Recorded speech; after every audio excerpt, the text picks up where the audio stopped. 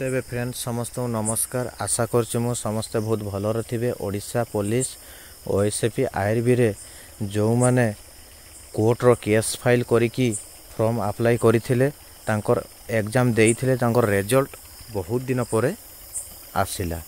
तो बहुत दिन परे रिजल्ट आसिला हम कहिथिली जे तो फिजिकल पई प्रिपरेशन रे लागी पड़ंतु तो खूब अल्प दिन भीतर फिजिकल डाकी दबो।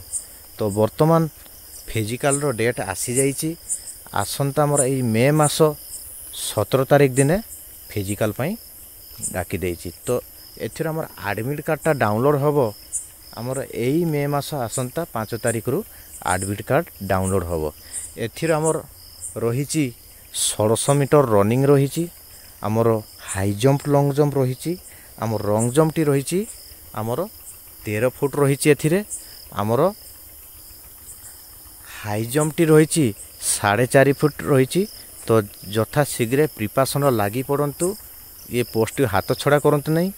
तो एथिरे हमर जो पिला मानकर कि रिजल्ट भलो है नहीं तो रिटिन रे डिस्क्वालीफाई होइचंती तांकर पई हमर वाइसेप आगो को आसुची।